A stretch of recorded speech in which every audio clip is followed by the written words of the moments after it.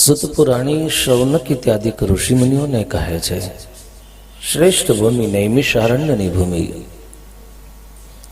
આ એ જ નૈમિષારણ્ય તુલ્ય ભૂમિ છે, જ્યાં મનના દૂષિત વિચારો અટકી જાય, જ્યાં મનના સંકલ્પ વિકલ્પો વિરામ થઈ જાય. પેલી ભૂમિ ભારતની સર્વોત્તમ ભૂમિ છે, પણ આ દેશની ભૂમિ પણ જ્યાં ભગવત ચર્ચાઓ થતી હોય એ ભૂમિ પણ નૈમિષારણ્ય તીર્થ તુલ્ય બને છે. જે ભૂમિની અંદર ભગવાનનો ભક્ત કે સંત નિવાસ કરીને રહે, ઈશ્વરનું આરાધન કરે, એ ભૂમિ નૈમિષારણ્ય તુલ્ય બને છે. ત્યારે કાલના અંતિમ સત્રમાં સુત પુરાણી શૌનક ઇત્યાદિ ઋષિ મુનિઓને કૌરવ કુળના એક એક પ્રતાપી રાજાઓની કથા કીધી. ભગવાન કૃષ્ણએ પાતિવ્રત્ય ધર્મનું પાલન કરનાર ગાંધારીના શ્રાપનો સહર્ષ સ્વીકાર કર્યો, એ કથા કીધી. પણ આ કથાનો સારાંશ છે ભક્તો, કે જે દિવસે ભગવાન પણ ધરતી ઉપર જન્મ ધારણ કરે, તે દિવસે ઈશ્વર જે માનવ સુખનો અનુભવ કરે, દુઃખનો અનુભવ કરે, જેમ આ પંચભૂતના પિંડમાં રહેલો જીવ શરીરના માધ્યમથી ભયનો અનુભવ કરે, દુઃખનો અનુભવ કરે, ભૂખનો અનુભવ કરે, બસ આવા જ ગુણો ભલે ઈશ્વરમાં છે નહીં, પણ છતાંય માનવ શરીરના પિંજરામાં જે દિવસે ઈશ્વર અવતાર ધારણ કરીને આવે, તેથી ભગવાનને આ ભાવનો સ્વીકાર કરવો પડે. એટલે જ પ્રાચીને પીપળે બેઠેલા ભગવાન કૃષ્ણ યદુવંશના શિરોમણી એ પારધીના બાણનો સ્વીકાર કર્યો. પારધી હાથ જોડીને ક્ષમા ચાહે છે, અને તે દિવસે ભગવાન કૃષ્ણના ચરણમાંથી રક્તની ધારા વહી નીચે નાનું એવું રક્તનું ખાબોચિયું વર્તુળ આકાર સર્જે.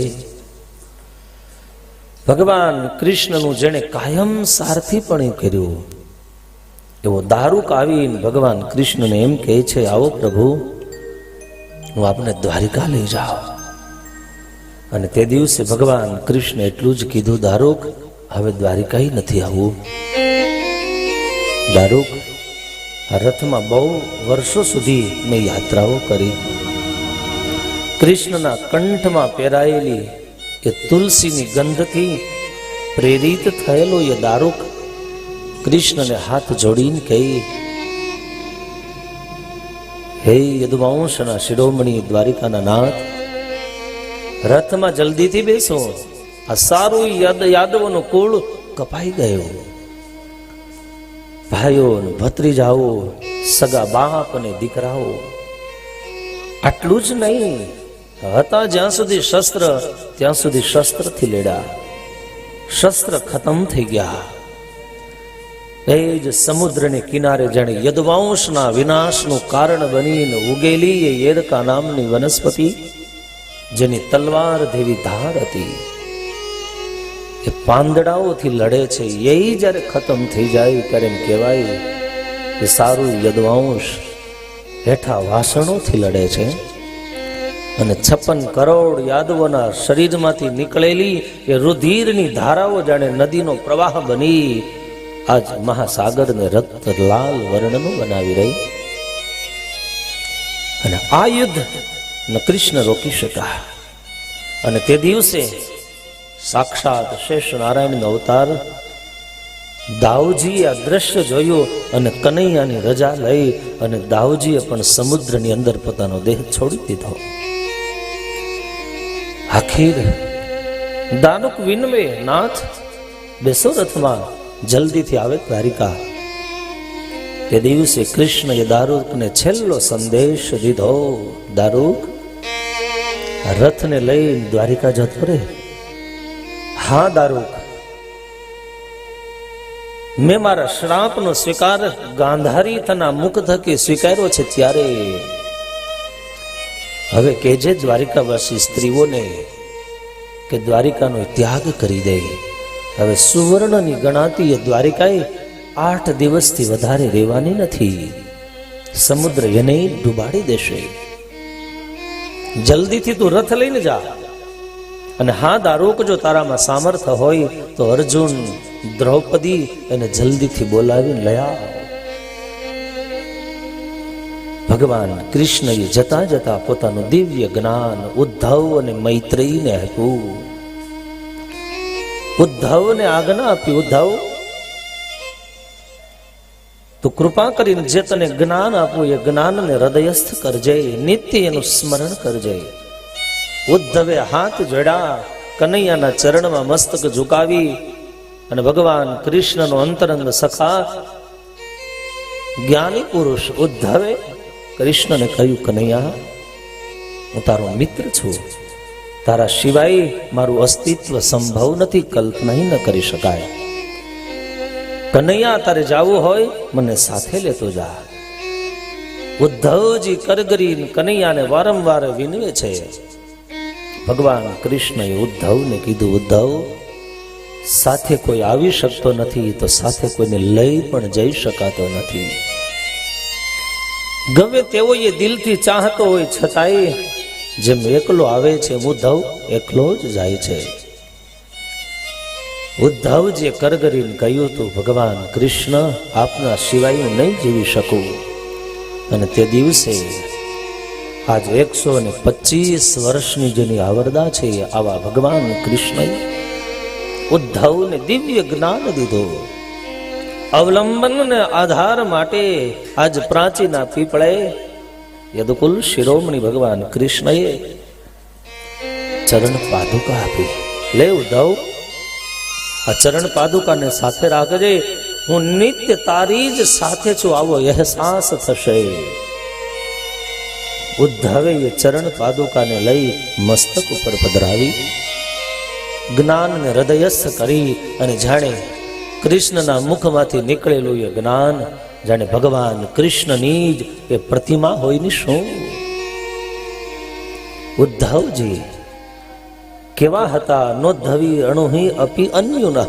કૃષ્ણ કરતા ઉદ્ધવ અણુ જેટલાય જ્ઞાનમાં ન્યૂન નહોતા. એ ઉદ્ધવ દ્વારિકાને છોડી, પ્રાચીના પીપળાને છોડી, કૃષ્ણની આજ્ઞા જ જેના જીવનનો ઓત અને આધાર છે, એ ઉદ્ધવ યમુનાને કિનારે આવ્યા. વિદુરનો યોગ થયો. એક રાત્રિ યમુનાને કિનારે વ્યતીત કરી અને ઉદ્ધવ બીજા દિવસના પ્રાતઃ કાળે યમુનાનો કિનારો છોડી બદ્રિકાશ્રમની દિવ્ય ભૂમિમાં જાય. ઉદ્ધવજી એ જ્ઞાનને હૃદયસ્થ કરી અને ત્યાર પછીનો જે ઉદ્ધવનો અવતાર એ જ સ્વામિનારાયણ સંપ્રદાયના આદ્ય પ્રવર્તક ઉદ્ધવાવતાર સદગુરુ રામાનંદ સ્વામી બન્યા. આ કૃષ્ણનું આપેલું જ્ઞાનને લઈ એનો વિસ્તાર કરવા માટે કૃષ્ણની આજ્ઞાથી ઉદ્ધવ સ્વયં રામાનંદ સ્વામી તરીકે અયોધ્યામાં જન્મ ધારણ કરી અને સંપ્રદાયની સ્થાપના કરી. એટલે સ્વામિનારાયણ સંપ્રદાય એ ઔદ્ધવીય સંપ્રદાય છે. અને ત્યારે આ કથા સુત પુરાણી, શૌનક ઇત્યાદિ ઋષિઓને કહે કે હે ઋષિઓ, અહીંયા સમય જતા સુત પુરાણી કહે છે સમુદ્રએ દ્વારિકાને ડૂબાડી દીધી. કૃષ્ણની પત્નીઓને લઈ અને એમ કહેવાય સ્વયં અર્જુન જેનો ગાંડીવનો ટંકાર દેવતાઓની સભા નહીં ધ્રુજવી દે, આજે એ જ ગાંડીવધારી અર્જુન કૃષ્ણની આજ્ઞાના પાલન માટે ભગવાન કૃષ્ણની પત્નીઓને લઈ અને રક્ષણ માટે દ્વારિકાથી નીકળી હસ્તિનાપુરના માર્ગે જાય છે. પણ આજ કૃષ્ણએ ધરતીનો ત્યાગ કર્યો અને જાણે એ અર્જુનના ગાંડીવમાંથી જાણે તેજ જતું રહ્યું. અને એમ કહેવાય એ જ અર્જુનને માર્ગમાં જતા દસ્યુઓએ અર્જુનના રથને લૂંટી લીધા છે, કૃષ્ણ પત્નીઓનું અપહરણ થાય છે. અને ત્યારે આજ અર્જુનને ખબર પડે, આ એ જ અર્જુન જે 52 લાખ યોદ્ધાની વચ્ચે વીર શૌર્ય અને પરાક્રમની જાણે પ્રતિમાની જેમ એ ગર્જના કરતો હતો. આજ એ અર્જુનનું તેજ ક્યાં ગયું, એનું પરાક્રમ ક્યાં? ગાંડી એનું એ જ, અર્જુનય એનું એ જ છે. યાદ રાખજો, જ્યાં સુધી જીવનમાં, આપણા જીવનમાં ઈશ્વરને આસ્તિક ભાવનું સ્થાન છે, ત્યાં સુધી જીવનમાં બધું જ સુલભ છે. જે દિવસે આપણા જીવનમાંથી ભગવાન જતા રહેશે, સાત્વિક વિચારો જતા રહેશે, તે દિવસ માણસ એનો હશે પણ જીવન નિરસ બની જશે. સુત પુરાણી કહે છે કે આખીર અર્જુન ત્યાંથી ઇન્દ્રપ્રસ્થ તરફ આવ્યા અને અનિરુદ્ધના પુત્ર ભગવાન કૃષ્ણના વંશજ વજ્રનાભને ગાદીએ બેસાડ્યા. મહર્ષિ વેદવ્યાસજી પધાર્યા. એ વખતે અર્જુનને કહે છે, અર્જુન, ફરીવાર જ્યારે ભગવાન અવતાર ધારણ કરશે ધરતી ઉપર, ત્યારે ફરીવાર અર્જુન તને એ જ શૌર્ય મળશે, એ જ પરાક્રમ મળશે. આજ તારું શૌર્ય જતું રહ્યું. એનું કારણ છે કે જેમ શાંત થયેલા અગ્નિકુંડની અંદર ઘી હોમવાથી કે હવિષ્યાન્ન હોમમાંથી જેમ કોઈ જાતનું ફળ મળતું નથી, એમ ભગવાનને ભૂલીને કરેલું હરેક કર્મ બુજાયેલા આગમાં જેમ માણસ યજ્ઞ કરીને વ્યર્થ જાય, એમ સમસ્ત શક્તિ વ્યર્થ જાય છે. માટે અર્જુન, તારું શૌર્ય, તારી પ્રતિભા તને પુનઃ પ્રાપ્ત થશે. ભગવાન કૃષ્ણએ દેહ છોડી દીધો એ સમાચાર પાંડવોને મળ્યા. પાંડવો દુઃખી થયા. આખીર હસ્તિનાપુરનું રાજ્ય પરીક્ષિતને સોંપી પાંચેય પાંડવો અને દ્રૌપદી એમ કહેવાય એને હિમાલયનો માર્ગ લઈ લીધો. હિમાલયમાં જઈ એને ઈશ્વર આરાધના માટે પોતાના દેહને હિમાલયના ઉત્તંગ શિખરોમાં વિલીન કરી દીધો. શૌનક ઇત્યાદિ ઋષિ મુનિઓએ સવાલ પૂછ્યો, હે સુત પુરાણી, આપ અમને એ કહો, કૌરવ કુળની અંદર એવું કયું એક તત્વ હતું કે જે તત્વએ સારા કુરુ કુળનો વિનાશ કરી દીધો? આ કથા અમને કહો. અને ત્યારે સ્વયં સુતજી કહે છે, હે ઋષિઓ, હે મુનિઓ, કૌરવો અને પાંડવો આ બંને ભાઈઓ જ છે, નાતીલા છે. આટલું જ નહીં, જેનો લોહીનો પણ સંબંધ છે, જેને વિદ્યાનો સંબંધ છે, જેને રાજ્યનો સંબંધ છે, પણ છતાંય કૌરવો અને પાંડવો વચ્ચે પૂર્વગ્રહ બંધાઈ જાય છે. અને આખીર એ જ પૂર્વગ્રહને લીધેથી ધીરે ધીરે ધીરે કૌરવો અને પાંડવોની વચ્ચે વૈમનુષ્ય દિવસે ને દિવસે વધતું જાય છે. સમય જતા એમ કહેવાય આ એ જ પૂર્વગ્રહે તાંડવ મચાવ્યું છે. આ કથા વર્તમાન જીવનમાં હરેક ગ્રહસ્થ પરિવારોને, હરેક બે ભાઈઓ હોય કે સમાજના બે વર્ગ હોય, જે પ્રતિસ્પર્ધીઓ છે, આ બંનેના માટે બહુ મોટું માર્ગદર્શન આપે છે. કારણ કે પૂર્વગ્રહ એ ગ્રહનું કામ કરે. જ્યારે ચંદ્ર પણ ગ્રહણના યોગમાં આવે છે, ત્યારે સ્વયં સૂર્ય કે ચંદ્ર પણ પોતાની દિવ્ય ક્રાંતિથી એ આજે તેજ વિહોણા બને છે. ત્યારે માણસમાં ગમે તેટલી શક્તિ હોય, પણ ડાયા માણસ એક વાતનું સદંતર ધ્યાન રાખવું જોઈએ, કોઈની પણ સાથે ક્યારેય પૂર્વગ્રહ ન બાંધવો. જેમ ગજેન્દ્રનો પગ જેમ મગર કેતા ગ્રાહ પકડી લે છે, અને ગજેન્દ્રની અદ્ભુત શક્તિ હોવા છતાંય ગજગ્રાહના યુદ્ધમાં ગજેન્દ્ર હારી જાય છે. પણ એ તો પૂર્વ જન્મની કરેલી સ્તુતિને લીધેથી ગજેન્દ્રનો ઉદ્ધાર થાય. પણ આખીર ગજેન્દ્ર જેવી શક્તિ હોવા છતાંય ગજેન્દ્ર એક મગરના અલ્પ સરખા થોડાય સરખા બળની સામે લાચાર બની જાય. એમ પરિવારમાં ભક્તો ભલે કદાચ એ નાના હોય, સામાન્ય હોય, પણ છતાંય પૂર્વગ્રહને લીધેથી પરિવાર તૂટી જાય છે. અને ત્યારે જેનું જ્વલંત ઉદાહરણ આખા સમાજની સામે, જેનો મહાભારત આ વિશ્વના ચોકમાં આખા વિશ્વને માર્ગદર્શન આપે છે. ઘણા લોકો એવું માને કે ભાઈ મહાભારત વંચાય જ નહીં. ઘણા એમ કે મહાભારત ઘરમાં રખાય જ નહીં. કેમ? શું થાય? તમે કયો મને, શું થાય?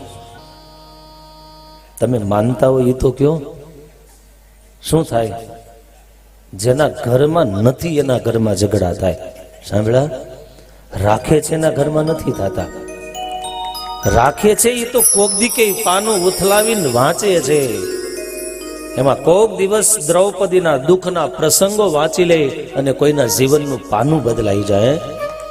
કોક દિવસ કુંતાના જીવના દુઃખનો પ્રસંગ વાંચે અને કનૈયા પાસે દુઃખ માગે અને સંસારના દુઃખથી થાકેલાનું પાનું નહીં, આખો સ્કંદ બદલાઈ જાય, આખી પોથી બદલાઈ જાય.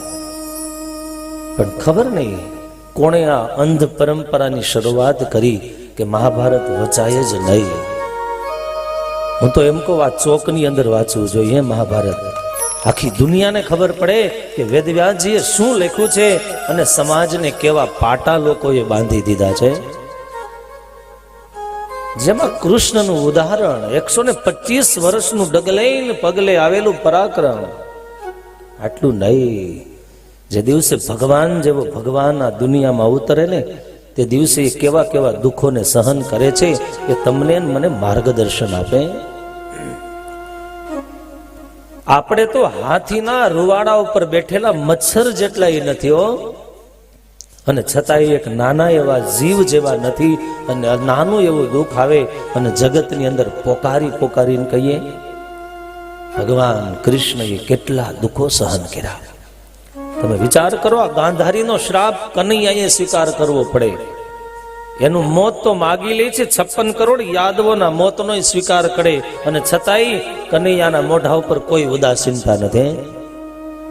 આપણને ડોક્ટર એમ કે હવે છેલ્લું સ્ટેપ છે તો હે, આ તો સમય નથી. નહીતર ગાંધારી અને કૃષ્ણનો જે સંવાદ છે ને બહુ અદભુત છે. અને જે દિવસે ગાંધારી ગાંધારમાંથી નીકળે છે અને પિતામહ ભીષ્મ એની સામે જે કપટ કરી છે, અને કપટને ખેલવા માટે જ ગાંધારી આંખે પાટા બાંધ્યા, પાતિવ્રત્ય ધર્મ માટે નહોતા બાંધ્યા. અને જે દિવસે હસ્તિનાપુરના પાદરમાં પગ મૂક્યો ને તે દિવસે ગાંધારીએ જાહેરાત કરી હતી કે મને જેમ ભીષ્મ છેતરીને લઈ આવ્યા છે ને એમ હું આજથી આંખે પાટા બાંધીને તમને જગતની આગળ કહું છું, એમ કુરુકુળમાં હું કોઈને બચવા નહીં દઉં. આવી પ્રતિજ્ઞા એ ગાંધારીએ લીધી હતી. વિદુરજી સીધા જ મળવા માટે ભીષ્મ પાસે ગયા હતા અને એમ કીધું હતું કે ગાંધારમાંથી આવેલી આ ગાંધારી છે બહુ ચતુર, બોલવામાં બહુ ડાઈ છે, પણ આણે આંખે પાટા કેમ બાંધ્યા? વિદુર કે મને સમજાતું નથી. કોને કહે છે? ભીષ્મને. અને તે દિવસે ભીષ્મ એટલું જ કીધું હતું, વિદુર એને આંખે પાટા નથી બાંધ્યા, આપણે આંધળા છે એવું સમાજને એને દેખાડી અને સમાજની સામે નમૂનો પ્રાપ્ત કરી નાખ્યો છે. પણ એની પાછળના પ્રસંગો અત્યારે સમય નથી. પણ આ મહાભારતની કથાઓ બહુ અદભુત છે. દ્રૌપદીનું પાત્ર જન્મી ત્યાંથી લઈને મરી ત્યાં સુધી સળગતી રહી, પ્રશ્નો પૂછતી રહી. એના પિતાને પરેશાન કર્યા હતા કે મારો ભાઈ જો વિદ્યા ભણી શકતો હોય, ધનુર્વિદ્યા ભણી શકતો હોય તો હું કેમ ન ભણી શકું? જે સમાજ માનતો તો દીકરાને ભણાવાય, દીકરીને ન ભણાવાય. આજે હજારો વર્ષનું પ્રશ્નોનું સોલ્યુશન હજારો વર્ષ પહેલા દ્રૌપદીએ મહાભારતમાં આપ્યું તો દીકરો ને દીકરી એક સમાન હોવા જોઈએ. વાત્સલ્યથી, પ્રેમથી, સંપત્તિથી બધા જ અધિકારોમાં એનો પૂર્ણ હિસ્સો રહેલો છે.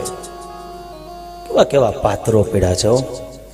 આટલું નહીં, મહાભારતના યુદ્ધ પછી ભગવાન કૃષ્ણ જ્યારે હસ્તિનાપુરથી નીકળી અને દ્વારિકા સુધી આવે છે, લગભગ 3 મહિના સુધી, અને ભગવાન કૃષ્ણને જે શ્રાપ મળ્યા હતા, દ્રૌપદીએ ગાંધારીએ 2 શ્રાપ આપ્યા. એક તો તમારા કુળનો નાશ થશે, એ તમારે જોવો પડશે, અને બીજો જે શ્રાપ હતો ને, કૃષ્ણને જીવા ત્યાં સુધી જીવવા નહોતા દીધા, મરવા માટે જીવવું પડતું હતું. અને ત્યારે એમ કહેવાય ગાંધારીનો બીજો શ્રાપ હતો. યાદ રાખજો, ભગવાન કૃષ્ણ, જેમ હું મારા 100 દીકરાના વિયોગમાં રડું છું ને, એમ જ્યાં સુધી તમે જીવશો ત્યાં સુધી, જેટલા વર્ષ, એમાં તો ગાંધારીએ તો એમ કહેવાય છે સમય પણ આપી દીધો, તો તમે આટલા વર્ષ જ જીવવાના છો. એની પાછળના પ્રસંગો છે. જ્યાં સુધી જીવશો ત્યાં સુધી દ્વારિકાના નાથ તમે શાંતિથી કોઈ દી નિંદર પણ નહીં લઈ શકો. આ ગાંધારીનો બીજો શ્રાપ હતો. કૃષ્ણ આખી રાત કરવતો બદલત્યા, 1-2 વર્ષ નહીં, વર્ષો સુધી. આ બધા મહાભારતના દિવ્ય પ્રસંગો છે. શું એમાં જ્ઞાન, એમાં વિજ્ઞાન, એમાં વેદ અને ઉપનિષદનો સાર, એક પાત્રો ખુમારી ભેરાય. અને ત્યારે મહાભારત માટે લોકોની માન્યતા છે. હું તો તમને આજથી કહી દઉં, ઘરમાં મહાભારત રાખજો, એક અધ્યાય કાયમ માટે વાંચજો, અને આવતે વર્ષે પાછો આવીને ત્યારે તમને બધાને પૂછીશ વાંચ્યું તું કે નહીં. કારણ કે હોમવર્ક ન હોય તો પછી એ છોકરાઓ કરે શું, કયો બાજુવાળાના કાચ જ ફોડે. એમ આપણે પછી જો હોમવર્ક ન મળે તો ઓટલા તોડી નાખાય, ગામની પંચાયત સિવાય કઈ ન કરીએ. એટલે 1 વર્ષ માટે તમને આ હોમવર્ક આપું છું કે આવતું વર્ષ પૂરું ન થાય ત્યાં સુધીમાં મહાભારતની કથા તમે વાંચીને આવજો. અહીંયા સુત પુરાણી શૌનક ઇત્યાદિ ઋષિઓને કહી, હે ઋષિઓ, આખીર દુર્યોધન અને 5 પાંડવો એની વચ્ચે પૂર્વગ્રહ બંધાઈ જાય, એકાબીજા વચ્ચે વય મનુષ્યનું વાતાવરણ સર્જાઈ જાય છે. વેદવૃત્તિ યાદ રાખજો.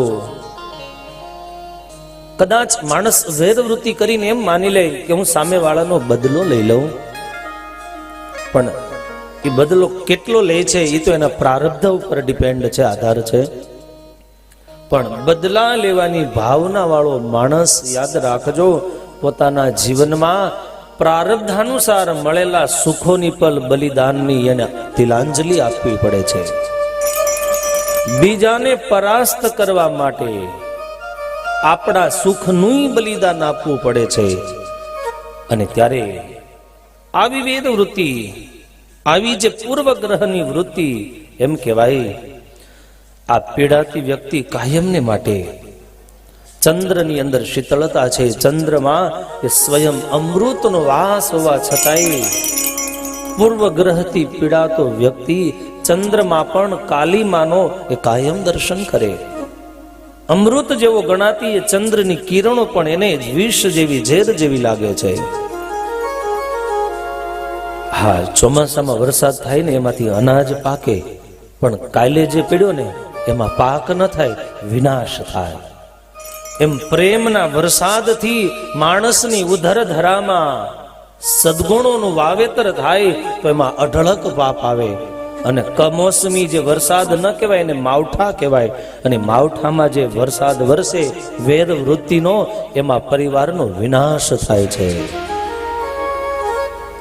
આ કથા ચોમાસાની સિઝન જેવી છે. અષાઢ મહિનાનું મેઘાડંબર જામે અને એમાં જે વરસાદની ધારાઓ વરસે, એમ ભગવત કથા સાંભળ્યા પછી ઈશ્વર અનુકંપાનો વરસાદ વરસે ત્યારે પરિવારની અંદર ઘણા બધા ફળોની પ્રાપ્તિ થાય છે. અને ત્યારે યાદ રહે, આવી પૂર્વગ્રહની વૃત્તિઓ આ કથાના માધ્યમથી નીતિશાસ્ત્ર શીખવાડે. પ્રિય વાક્ય પ્રદાનેન સર્વે તુષંતિ જનાહાય. આપણી જીભના અગ્રભાગ ઉપર ઈશ્વરે આપણને મધ જેવું અમૃત આપ્યું છે, પણ એ મધ જેવા અમૃતનો આસ્વાદ લેતા આવડે તો, નહીતર નીતિશાસ્ત્ર એમ કહે છે પ્રિય વાક્ય પ્રદાનેન, જે માણસને મીઠું બોલતા આવડી જાય ને એ માણસ આ જગતનો રાજા બની જાય છે. કારણ પ્રિય વાક્યથી તો પશુઓ રાજી થાય, તો માનવ ન થાય. અને ક્યારેક આપણે પૂર્વગ્રહને લીધેથી મીઠી ભાષા હોય પણ યાદ રાખજો ઝેર જેવી બનાવી દઈએ છે. અને ત્યારે આ કથાના શબ્દ જો આપને સંભળાતા હોય કાનથી નહીં હૃદયથી, તો જીવનમાં એવો નિયમ લેજો, કડવાશ વાળા શબ્દો નહીં, મીઠાશ વાળા શબ્દો બોલીશ. કારણ જેનું ઉદાહરણ દ્રૌપદી ખાલી એટલું જ કહી રૂકમિણીને, રૂકમિણી અંધના અંધ જ હોય. જળ ત્યાં સ્થળ, સ્થળ ત્યાં જળની ભ્રાંતિ થાય. અને જેને મહાભારતના બીજ વાવી દીધા ખાલી આટલા જ શબ્દ, અંધના તો અંધ જ હોય. આહા, આજે બહુ સુંદર મજાનું સૂક્ત આપવામાં આવ્યું દિલ્હી વિધાનસભામાંથી, જેને દિવ્યાંગ કહીને સંબોધાવો. ઈશ્વરે જેને આંખ નથી આપીને છતાંય જેને પગ નથી આપ્યા એ દિવ્યાંગ છે. એને બુદ્ધિ નથી એવું નથી, કદાચ પ્રારબ્ધને લીધેથી કોઈને નેત્ર ન મળ્યા, કોઈને કાન ન મળ્યા, હે કોઈને પગ ન મળ્યા. પણ આવો સમાજ દિવ્ય સમાજ તિરસ્કારને પાત્ર નથી. એને ભૂલ કરી તો ભૂલ કોણ નથી કરતા? ઇન્દ્રથી ભૂલ થાય, દેવતાઓથી ભૂલ થાય, તો માનવ તો માટીનો પિંડ છે, માનવથી પણ ભૂલ થાય. પણ યાદ રાખજો, થયેલી ભૂલની જ્યારે વારંવાર પુનરુક્તિ કરવી, એ જ ભૂલ કાયમને માટે સમજવા છતાંય દોહરાવતા રહેવી, એનાથી મોટી કોઈ ભૂલ નથી. આજ દ્રૌપદી આટલું જ બોલી હતી, અંધના અંધ હોય. અને તે દિવસે દુર્યોધને પ્રતિજ્ઞા લઈ લીધી, આ વેદ વૃત્તિનો બદલો લીધા સિવાય હું ન છોડું પાંડવોને. આખીર સુત પુરાણી શૌનક ઇત્યાદિ ઋષિ મુનિઓને એમ કહે છે યુદ્ધ થયું, યુદ્ધમાં કેટલા નિર્દોષ લોકો મરાણા છે. અને ત્યારે એમ કહેવાય રાજાને વશ થયેલી સૈન્યની પ્રજા રાજાની આજ્ઞાથી લડવું પડે. ઘણી વખતે તો બાપ સૈનિકોને લાભ અને હાનિથી કોઈ ફાયદો થતો નથી, પણ જેનો રોટલો ખાય છે ને વફાદાર થઈને લડવું પડે છે. આજ વ્યાસપીઠ ઉપરથી જે આ દેશની સરહદની સીમાઓનું રક્ષણ કરનાર ભારત દેશના સૈનિકોને વ્યાસપીઠ ઉપરથી સલામ કરું છું. જેણે આ દેશની અસ્મિતા માટે, આ દેશના સંસ્કારોને બચાવવા માટે મોત નહીં પણ પોતાનું કર્તવ્ય માની અને સંરક્ષણ માટે હાથમાં શસ્ત્ર લઈ અને રાત્રિ દિવસ જાગી અને આ દેશનું રખેવાળું કરે છે. આજ તમે ને હું દેવ મંદિરોમાં, ઘરના બંગલાઓની અંદર એશ અને આરામથી સૂઈ રહ્યા છીએ, એનો તમામ યશ કોઈને જાતો હોય તો ભારત દેશના સૈનિકોને કે ફાળે જાય છે. અને એના મનમાં દેશભક્તિની, એના હૃદયની અંદર ધર્મ પ્રત્યેની, એના પ્રત્યે આ દેશના સંસ્કારો પ્રત્યેની, આ દેશના શીલ પ્રત્યેની કાયમને માટે જીવે ત્યાં સુધી ખુમારી ભરી છે. અને એ ખુમારીનો ભૂગવતો મહાસાગર એટલે આ દેશના સૈનિકો છે. અમે ક્યાંક બજારે જતા હોય, રેલવે સ્ટેશન જતા હોય, અરે કદાચ એરપોર્ટમાં બેઠા હોય, કોઈ સૈનિક આવે ને આ દેશનો, ઉભો થઈને એને સેલ્યુટ મારીને સલામ કરજો. કારણ આ ધર્મ બેચો હોય, આ સંસ્કાર બેચા હોય, આખા વિશ્વનું નેતૃત્વ કરે એવી આ દેશની સંસ્કૃતિ બચી હોય, તો એનો તમામ યશ એ સૈનિકોને મળે છે. આપણે તો ગામના હિત માટે જવું હોય ને તો આપણી પાસે સમય નથી, સમાજ માટે સમય નથી. અને ત્યારે હું તો લાખ લાખ ધન્યવાદ આપીશ કે સૈનિકોની માતાઓને, કે જેણે આવા યુવાન દીકરાઓ, એને ખબર છે આ દેશ માટે ખપી જવાના છે, પણ છતાંય આ દેશની માતાઓ પોતાના દીકરાઓને હૃદયથી આશીર્વાદ આપીને કહે છે, જા બેટા વિજયી ભવ, તારો વિજયી થજો. એ માતાઓને વિજય ચક્ર નથી જોતા, એ દેશની સરહદે પોતાના પ્રાણની બલિદાનની આહુતિ આપી દે, પછી એને કોઈ વીર ચક્રો, યુદ્ધ ચક્રો, કોઈ સન્માનની જરૂર નથી. તે દિવસે એ માતા પોતાના દેશના રક્ષણ માટે ખપી ગયેલા દીકરાઓને પણ હૃદયથી આશીર્વાદ આપતી હોય છે, તે મારા કુળને ધન્ય કર્યું. અને ત્યારે હું એટલું ચોક્કસ કહું, આ ભારત દેશના સીમાડા માટે સૌથી વધારે મોટી સરહદ હોય તો આ કચ્છના આંગણે રહેલી છે. અને ત્યારે એક બે સૈનિક નહીં, 1000-2000 નહીં, લાખો યોદ્ધાઓ આજે એ બરફની તળેટીમાં, જ્યાં ખાવા મુઠ્ઠી ક્યારેક ધાન ન મળે, ક્યારેક તરસ લાગે ત્યારે પીવા માટે પાણી પણ ઉપલબ્ધ નથી, અને છતાંય એ અંજળથી નથી જીવતા, ખુમારીથી પોતાનું જીવન જીવી અને પ્રાણની પણ બાજી લગાવી અને એ પોતાના દુશ્મનોની સામે, ગોળીઓના માર સામે લડાઈ કરતા હોય છે. ત્યારે 26મી જાન્યુઆરી હમણાં આવશે, અને તે દિવસે તમે સરહદે ન જાઓ તો કંઈ નહીં, પણ કમસે કમ જે યોદ્ધાઓએ આ દેશના રક્ષણ માટે જે બલિદાનો આપ્યા છે, અને જે માતાઓએ કંધોતર જેવા દીકરાઓ આ દેશની સંસ્કૃતિ માટે ગુમાવી દીધા છે, અને ક્યાંક એવી વિધવા બાઈ, ક્યાંક એના ગ્રસ્થાશ્રમના ધર્મમાં ઉણપ અને ઓછપ આવે, ક્યાંક 2 પૈસાની જરૂર હોય તો 26મી જાન્યુઆરી આવી કોક માતાને ગોતી અને 2 પૈસાની સહાય કરજો, તમારું જીવન ધન્ય થશે. આ સાચી સલામી છે. રાષ્ટ્રધ્વજ તો ફરકી જાય, એને સલામી થઈ જાય, પણ સાચી સલામી આ ગણાય બાપ. આજ એની જરૂર છે, એને તમારા આશ્વાસનની જરૂર છે. આ દેશનો, આ ગામનો એકાદ માણસને પણ એમ થાય કે અમારા દેશની અંદર, અમારા ગામની અંદર એક માતાએ દીકરો આપ્યો છે, અને જે દિવસે એનું ઘર ગોતતા ગોતતા એને આંગણે પહોંચી જશો ને, ત્યારે એને એમ થશે, એ માને કે મારો દીકરો મને પાછો મળી ગયો, મને ગોતતો ગોતતો કોઈ પહોંચી ગયો. આ સાચા અર્થમાં એની સલામી છે, આ સાચા અર્થમાં આ સંસ્કૃતિનું સમર્પણ રહેલું છે.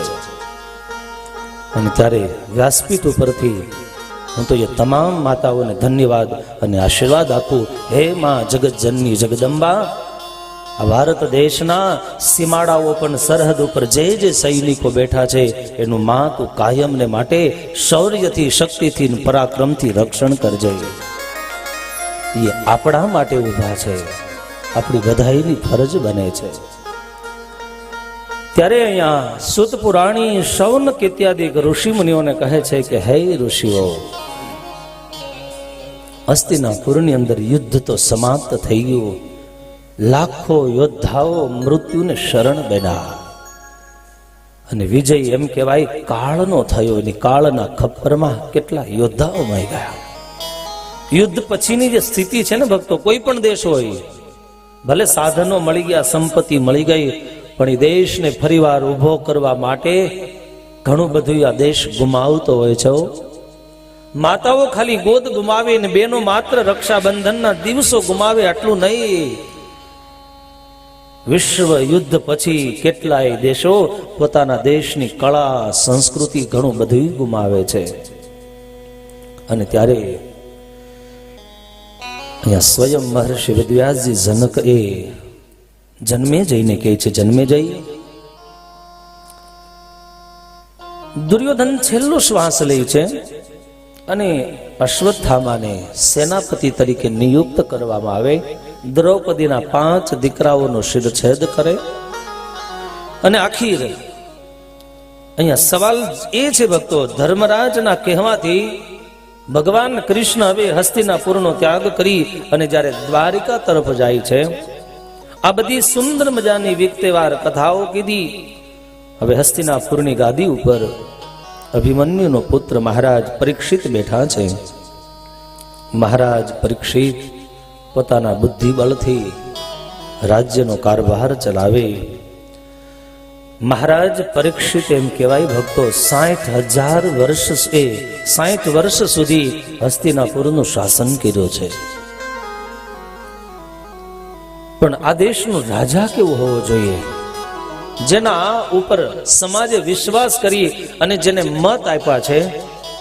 મત યાદ રાખજો, માત્ર ખુરશી માટે નથી હોતા, માત્ર પદ અને પ્રતિષ્ઠા એ મેળવવા માટે જ એ રાજાઓનું રજવાડું કે ખુરશીઓ નથી હોતી.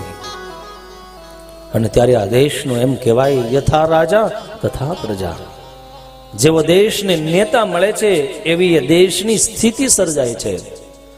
મહારાજ પરીક્ષિત એમ કહેવાય, કૃષ્ણની કનૈયાની કૃપાનું કવચ પહેરીને આવ્યા હતા તો એ ધર્મનિષ્ઠ હતા, એનામાં ધાર્મિકતા હતી, ધર્મપરાયણ જીવન જીવે છે. યજ્ઞો કરે, પોતાના દેશની ઉન્નતિ માટે સત્કર્મ કરે, સત્કર્મનું આયોજનો કરે. અને ત્યારે એક દિવસ એ જ મહારાજ પરીક્ષિત અશ્વ ઉપર આરૂઢ થઈ અને જંગલમાં જાય છે શિકાર માટે. દૂર દૂર સુધી મહારાજ પરીક્ષિત નીકળી ગયા. સવારના નીકળેલા મધ્યાહન સમય થઈ ગયો. મોટો માર્ગ છોડી દીધો, જંગલનો પગદંડી માર્ગ લઈ લીધો અને દૂર એટલા જતા રહ્યા કે એ જ મહારાજ પરીક્ષિતને પાછો વળવા માટેનો ક્યાંય યુટર્ન મળતો નથી. મધ્યાહન સમય થતા બહુ તરસ લાગી, ભૂખ લાગી. અને આ પૃથ્વી ઉપર એવો કોણ માણસ છે, કોણ એવો પશુ છે જેને ભૂખ અને તરસનું એ દુઃખ ન સતાવતું હોય? પક્ષી હોય તોય ભલે, પશુ હોય તોય ભલે, માનવ હોય તોય ભલે, દાનવ હોય તોય ભલે. ભૂખ અને તરસ યાદ રાખજો, પ્રાણી માત્રની એ પ્રાથમિક એષણાઓ છે. અને ત્યારે મહારાજ પરીક્ષિત દૂર દૂર જંગલમાં જાય છે, ખૂબ શિકાર કર્યો. આખિર મહારાજ પરીક્ષિત અનાયાસે એક ઋષિની કુટિયાએ પહોંચી ગયા. અને એ ઋષિની કુટિયામાં ગયા અને ઋષિ ધ્યાનસ્થ અવસ્થામાં બેઠા છે. ઋષિ ધ્યાનની અંદર નિમગ્ન હતા. અને એમાં મહારાજ પરીક્ષિત એ ઋષિના પ્રાંગણામાં જઈ અને જળ માટીની યાચના કરી. ભૂખ લાગી, તરસ લાગી, પણ ઋષિને ધ્યાનની સમાધિ લાગી ગયેલી, ખબર ન પડી આંગણે આગંતુક કોણ આવ્યા છે. આખિર રાજાના મનમાં એમ થયું કે ઋષિ સ્વાંગ સજી ઢોંગ કરી, દંભ કરી અને મારું અપમાન કરવા માંગે. શું આ ઋષિને ખબર નથી હું આ દેશનો રાજા છું? આખિર મહારાજ પરીક્ષિતની બુદ્ધિમાં દુર્વિચારોનો સંચાર થયો. અને એમ કહેવાય, મહારાજ પરીક્ષિતે મૃગ્યા કરવા નીકળેલા હાથમાં ધનુષ હતું, એની પણછના અગ્રભાગ ઉપર તીરથી મરેલો સર્પ ઉઠાવી અને ધ્યાન અવસ્થામાં બેઠેલા ઋષિના ગળામાં મૃત સર્પ નાખી દીધો. રાજાને સ્વાગત સન્માન ન મળ્યું.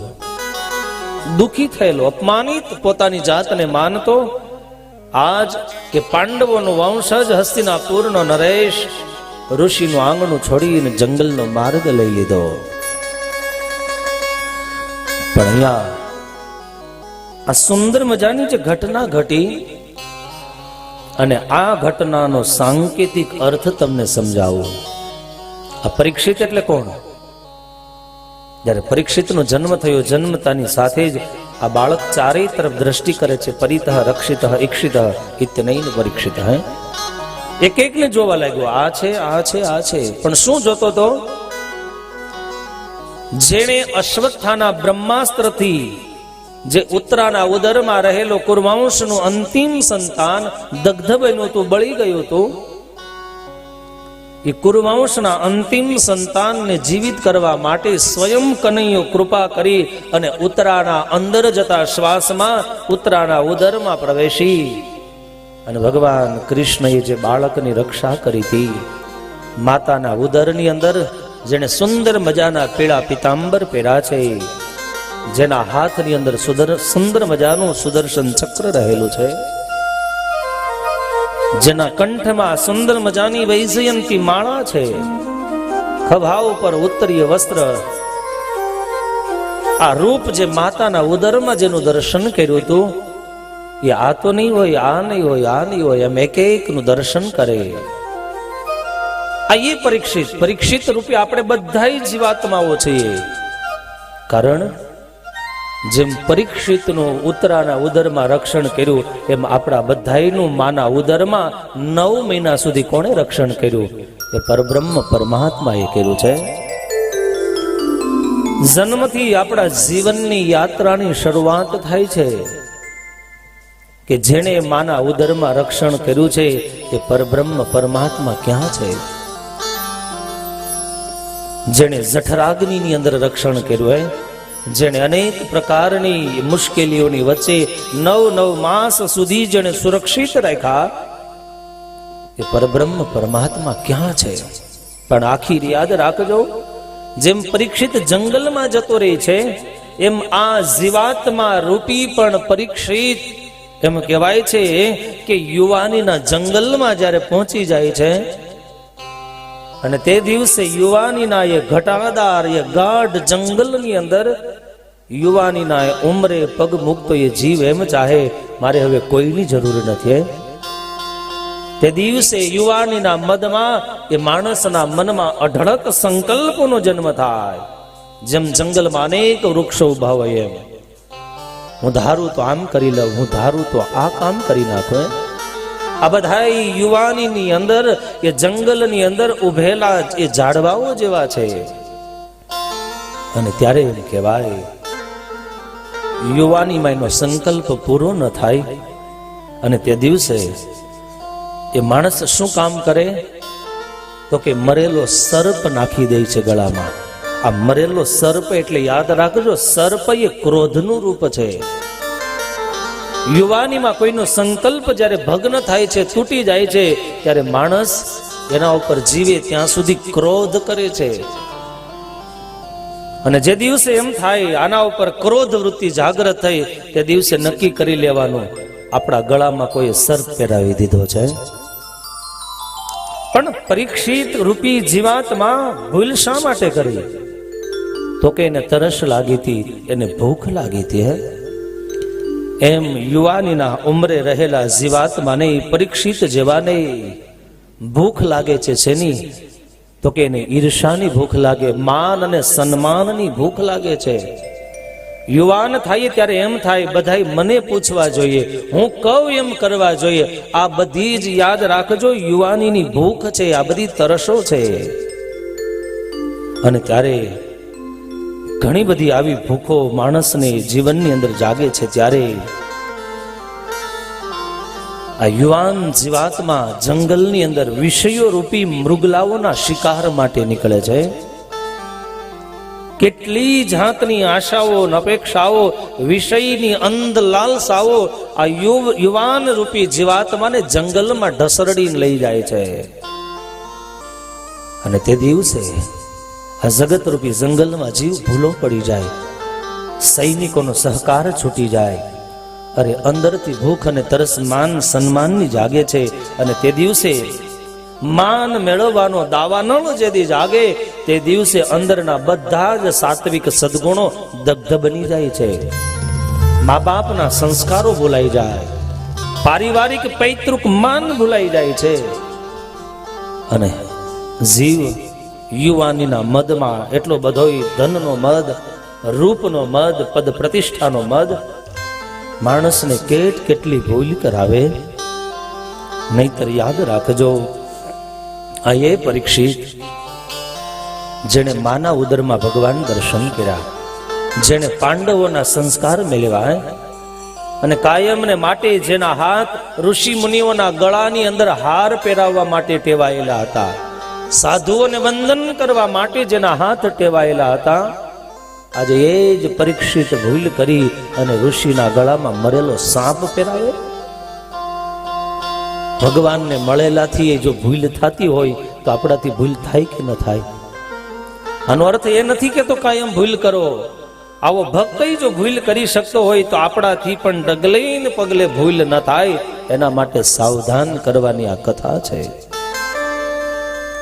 અને ત્યારે જેની બુદ્ધિ ઉપર આવી આસુરી વૃત્તિઓનું આવરણ ઢકાણું છે, પોતાના પથથી પોતાના સંસ્કારથી ચ્યુત થયેલો આજ પરીક્ષિતે મૃત સર્પ પહેરાવી ઋષિની કુટિયાને છોડીને નીકળ્યા. આ બાજુ એ જ ઋષિનું સંતાન આ શમીકનો આશ્રમ, એનો દીકરો શૃંગી. શૃંગીને કોઈએ સમાચાર આપ્યા, શૃંગી તું કૌશિકી નદીના ગુનામાં ધુબાકામાં રહે છો, અહીંયા સ્નાન કરે છો, પણ તને ખબર છે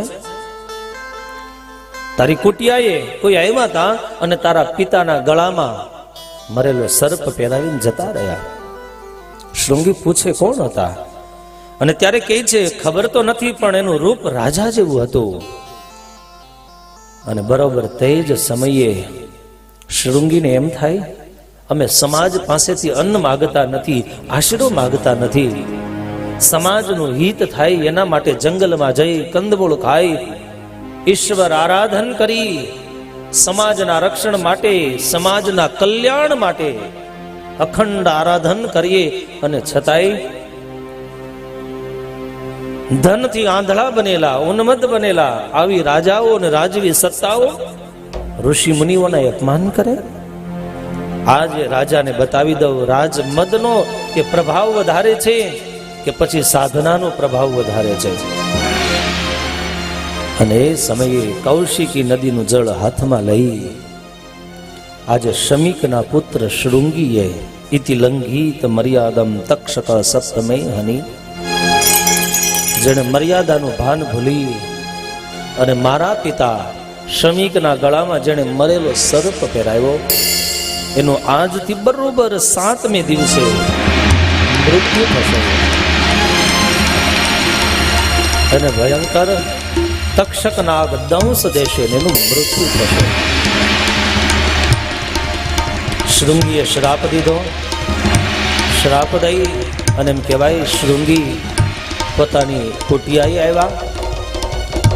એના પિતા શમીક ધ્યાનસ્થ છે અને ધ્યાનસ્થ એના પિતાને જોઈ અને શૃંગીએ રડવાની શરૂઆત કરી.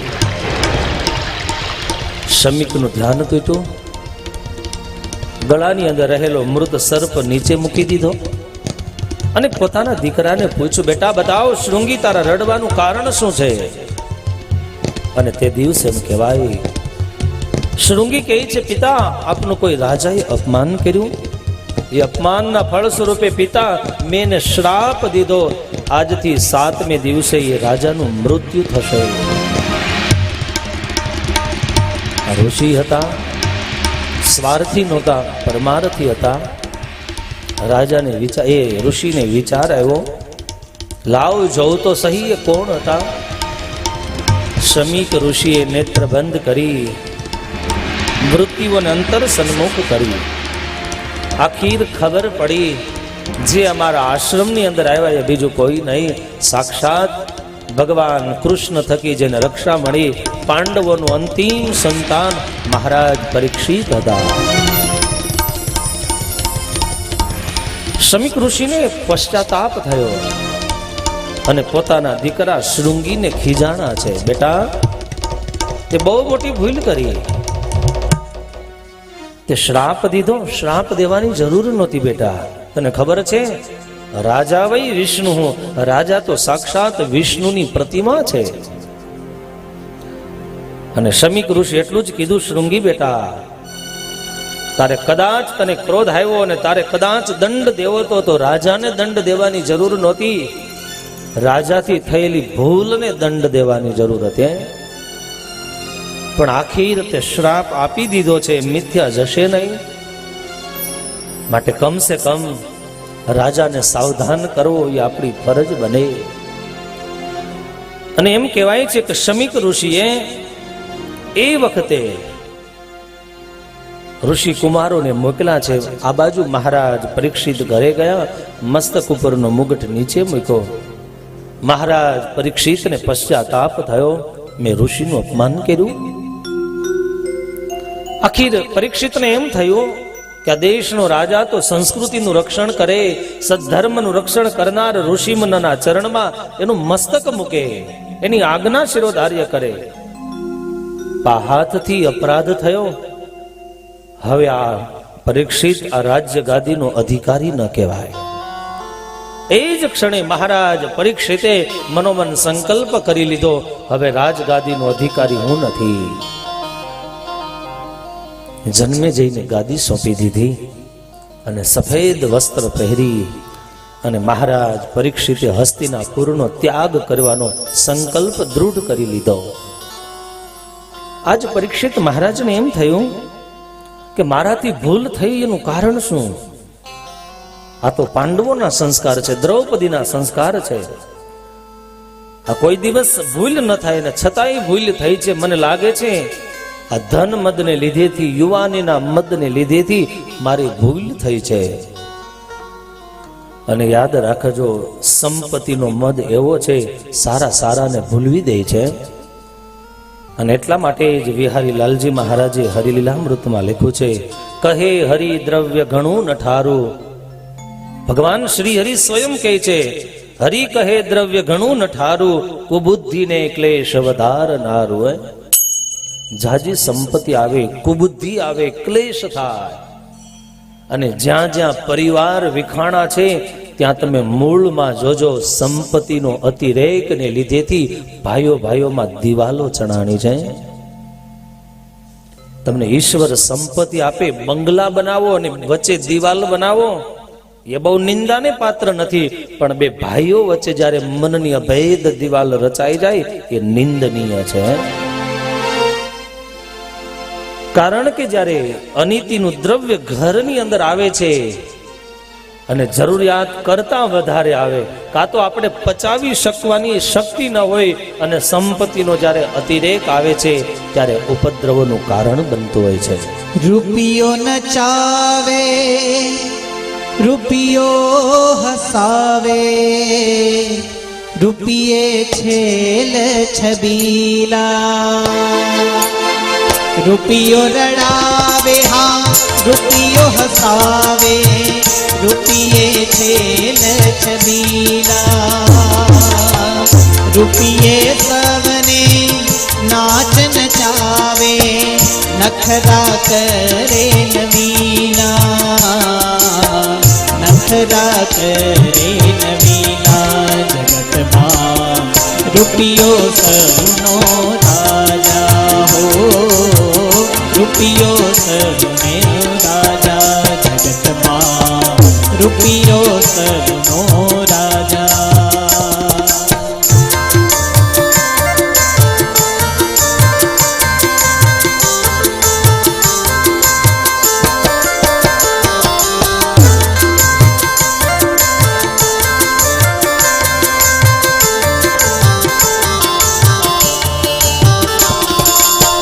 રૂપિયો હોય તો સહુ બોલાવે, બોલાવે કુટુંબ કબીલા.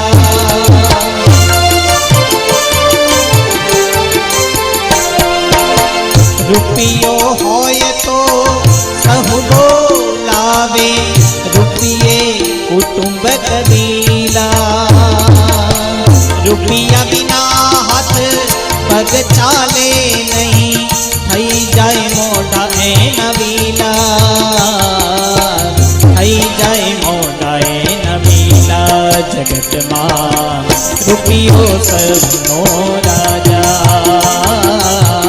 રૂપિયો સૌનો રાજા. જગતમાં રૂપિયો સૌનો રાજા.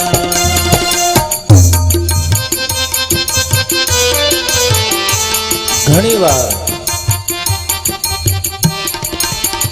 શાસ્ત્રો ને સંતનો મત છે ભક્તો, અનીતિનું દ્રવ્ય ઘરની અંદર આવે, નીતિના દ્રવ્યને લઈને તો જાય છે, પણ યાદ રાખજો તમારી આવનાર પેઢીના બુદ્ધિની અંદર પણ દુર્વિચારોને મૂકીને જાય છે. એક સામાન્ય માખી જો તમારા ઉપર રોગ મૂકીને જતી હોય, એનું તમને બધાઈને ખબર છે, ડોક્ટરો કેટલી બધી કાળજી સાવધાની રાખે.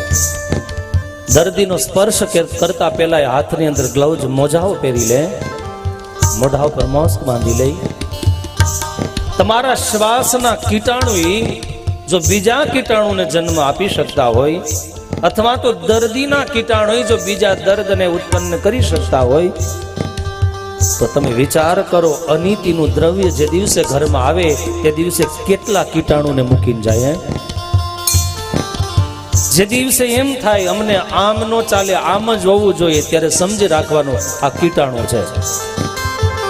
બાપાને પૂછી જો, ખીચડી નહોતી મળતી હાજે, આમ જ હોવું જોઈએ, આમ હોય તો જ જીવી શકે. અને ઘણી વાર સંપત્તિને લીધેથી બે જણા પૂછવા લાગે, બે જણા સન્માનવા લાગે. ઠીક, દુનિયા અર્થ પ્રધાન થઈ, અર્થની પ્રાધાન્યતા છે, એમાં કોઈ શંકાને સ્થાન નથી. પણ એ સંપત્તિ આવ્યા પછી આપણા સંસ્કારો ભૂલાઈ જાય એ નિંદાને પાત્ર છે. ખૂબ કમાવ સંપત્તિ, 5,000ની આવક હોય તો 5 લાખ આવે એવી હું ભગવાનને પ્રાર્થના કરું. કઈ લક્ષ્મી તિરસ્કારને પાત્ર નથી, ભગવાનની અર્ધાંગીની છે. પણ નીતિની હોવી જોઈએ. નીતિના પાયા ઉપર ઉભેલી એ તમારા વ્યવહારની ઇમારત, તમારા સંસ્કારની ઇમારત કાયમને માટે વંદનીય હોય છે. પણ જેટલા રાતોરાત કરોડપતિ બની ગયા છે ને, એને તો કેટલાયને લોહી પી લીધા છે ત્યારે એ કરોડપતિ બન્યા. અને ત્યારે એમ કહેવાય છે આખા ઈ જગતની અંદર, આખા ઈ વિશ્વનો રાજા હોય તો કોણ છે? રૂપિયો છે. રૂપિયા વગરનો તો ઈ માણસ બજારમાં તિરસ્કારને પાત્ર બનતો હોય, પણ રૂપિયો આવે તે દિવસે એ નાથાલાલ બની જાય. તમને બધાને ખબર છે. અને ત્યારે અહીંયા પરીક્ષિત મહારાજને પશ્ચાતાપ થયો છે અને કહે છે, હે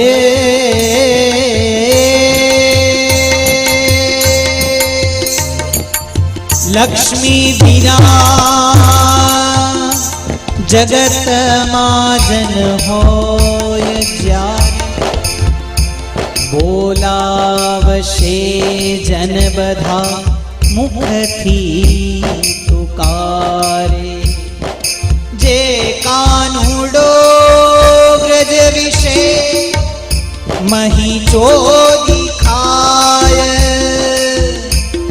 જે કાનુડો વ્રજ વિશે મહી ચોરી ખાય, લક્ષ્મી મળ્યા થકી થયા રન છોડ રાય. રૂપિયો સારા કામ કરાવે, રૂપિયો કરાવે મેલા.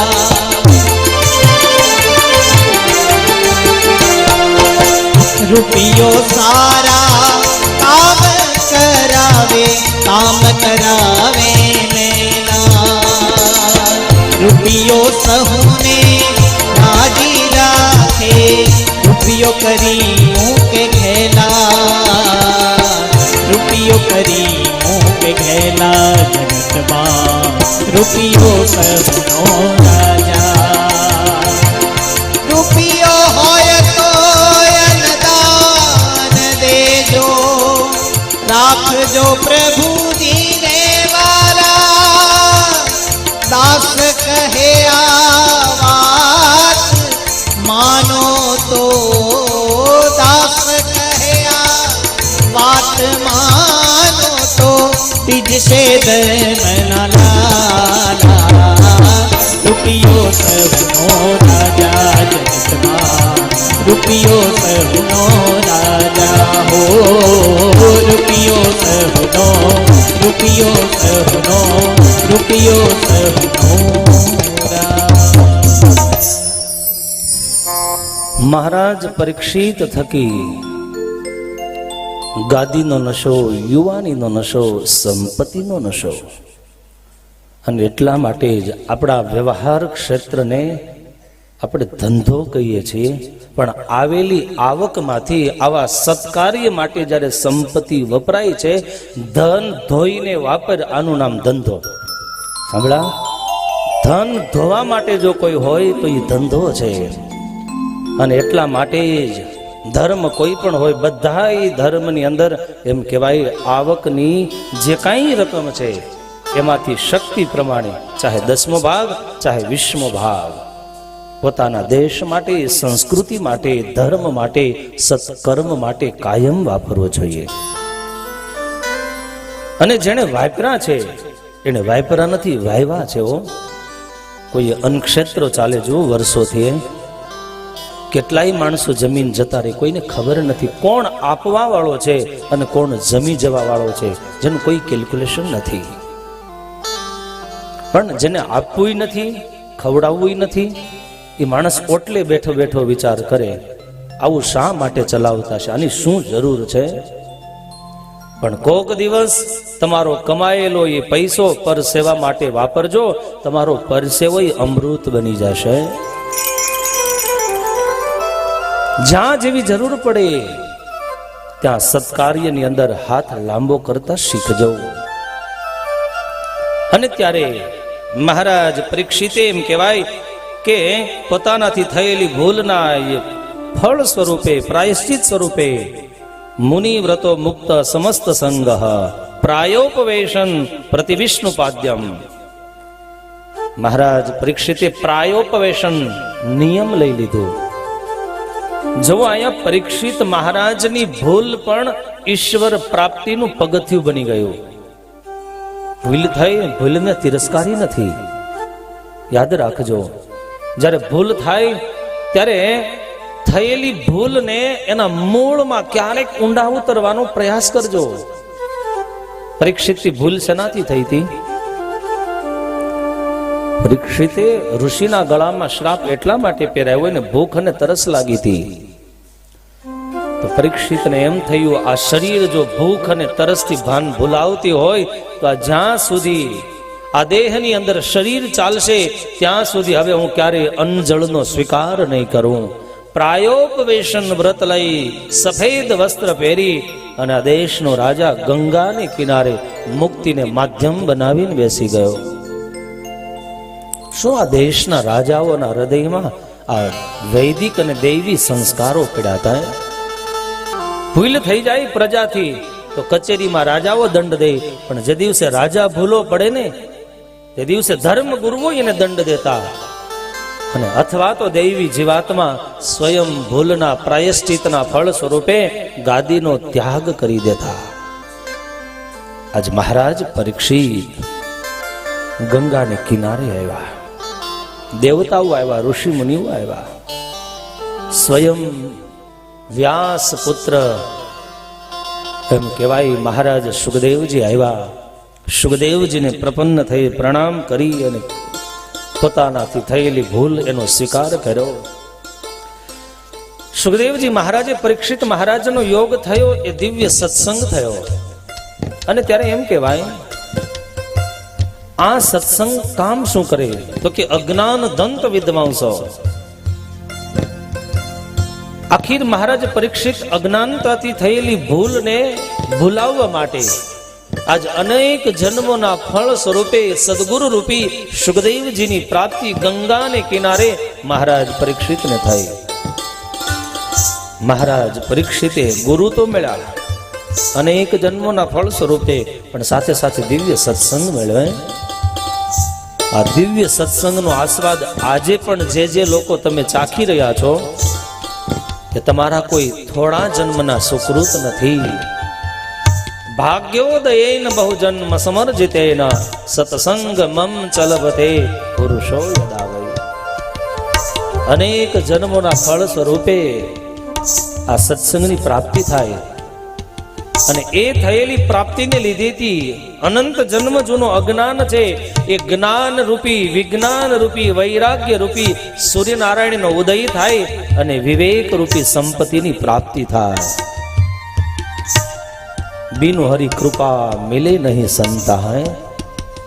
ભગવદ કૃપા વગર સાધુ ન મળે, સાધુના યોગ વગર સત્સંગ ન મળે, સત્સંગ વગર જ્ઞાન વિજ્ઞાનની પ્રાપ્તિ ન થાય, સત્ય સત્યની ભ્રાંતિઓ દૂર ન થાય. અને ત્યારે આજ મહારાજ પરીક્ષિત સુખદેવ જેવા ગુરુ મળ્યા, પોતે ધન્ય થયા. 7 દિવસમાં સદગુરુનું સાનિધ્ય સેવી મહારાજ પરીક્ષિતે સદગુરુના મુખ થકી દિવ્ય કથાનું શ્રવણ કર્યું. ત્યારબાદના અધ્યાયોમાં સુત પુરાણી શૌનક ઇત્યાદિ ઋષિ મુનિઓને પુરુરવા અને પરીક્ષિતના વૃત્તાંતની કથા કહી છે. સમય જતા મહર્ષિ ભૃગુ હતા. એ ભૃગુને પુલોમા નામની અત્યંત સ્વરૂપવાન એક કન્યા હતી. જે કન્યા પુલોમા નામે પ્રસિદ્ધ હતી. અને એમ કહેવાય સમય જતા પુલોમાના ઉદર થકી ચ્યવન ઋષિનો જન્મ થાય. અને મહારાજા શરિયાતી હતા. શરિયાતીની પુત્રી જેનું નામ સુકન્યા હતું. અને એ સુકન્યા ચ્યવન ઋષિને પત્નીના રૂપમાં પ્રાપ્ત થાય છે. સુકન્યાથી થોડોક અપરાધ થયો, કારણ કે ચ્યવન ઋષિ વર્ષોથી સાધના કરતા હતા. સાધના કરતા કરતા શરીર રાફડો બની ગયું. અને સુકન્યાએ એ રાફડાના દરની અંદર દર્ભની સળી નાખી ચ્યવન ઋષિની આંખ ફૂટી ગઈ. અને એમ કહેવાય શરિયાતીના બધા જ સૈનિકોના એ પ્રાણ રૂંધાવા લાગ્યા. અને આખીર ખબર પડી એની પુત્રીથી અપરાધ થયો. ચ્યવન ઋષિ પાસે આવ્યા. અપરાધના એ પ્રાયશ્ચિત ફળ સ્વરૂપે મહારાજે એમ કહેવાય શરિયાતીએ પોતાની કન્યા ચ્યવન ઋષિને આપી છે. પણ ચ્યવન ઋષિ વૃદ્ધ હતા. ઉંમર બહુ થઈ ગયેલી, શરીર કૃશ થઈ ગયેલું. અને એમ કહેવાય અશ્વિની કુમારોએ અનેક પ્રકારની ઔષધિઓ ભેગી કરી અને ફરીવાર યુવાની મળે એ માટે સુંદર મજાની ઔષધિ આપી. અને ઔષધિનું સેવન ચ્યવન ઋષિએ કર્યું. અને મહારાજ એ ચ્યવન ઋષિ ફરીવાર યુવાન બન્યા છે. અને તે દિવસથી સમાજમાં છે ને આ અશ્વની કુમારોએ આ ઔષધ આપ્યું. અને ઔષધ ઋષિએ ખાધું. અને ઋષિને યુવાની મળી એટલે એ ઔષધનું નામ પાડ્યું ચ્યવનપ્રાશ. આ ચ્યવનપ્રાશની કલ્પના આજકાલની નથી, પુરાણો વખતની છે. સ્વયં ચ્યવન ઋષિએ એનો આસ્વાદ માણ્યો હતો. સમય જતા એમ કહેવાય કે એના જીવનનો પ્રસંગ, એમને ત્યાં દિવ્ય પુત્રો થાય છે. અને સુકન્યાના ઉદર થકી પ્રમતિ નામનો પ્રખ્યાત ચક્રવર્તી રાજાનો જન્મ થયો. એ પ્રમતિના થકી, એમના માધ્યમ થકી, જેનું પત્નીનું નામ પ્રતાપી હતું, એમની કુખ થકી રૂરુરવાનો જન્મ થાય છે. સમય પછી સમય જાય એ યુગની અંદર એમ કહેવાય સ્થૂલકેશ નામના એક ઋષિ થયા. જે ઋષિ તપસ્વી હતા, ધર્મપરાયણ હતા, સત્યવાદી હતા. આજે આ યુગની સ્થિતિ, આટલા બધા કુકર્મોની વચ્ચે આજે જે પણ કઈ તમને વિશ્વ વ્યવસ્થિત દેખાય છે, એના મૂળ પાયામાં આ દેશના ઋષિ મુનિઓનું તપ હતું, એનો સંયમ હતો, એની ધર્મપરાયણતા જીવન હતું. એક દિવસ એમ કહેવાય ત્રિલોક સુંદરી મેનકા વિશ્વવસુ નામના મુનિને મળે છે. અને બંનેના માધ્યમથી એક પુત્રીનો જન્મ થાય છે. અને એ પુત્રી સ્વરૂપમાન કન્યા ઋષિના આશ્રમમાં મૂકી અને જતા રહી.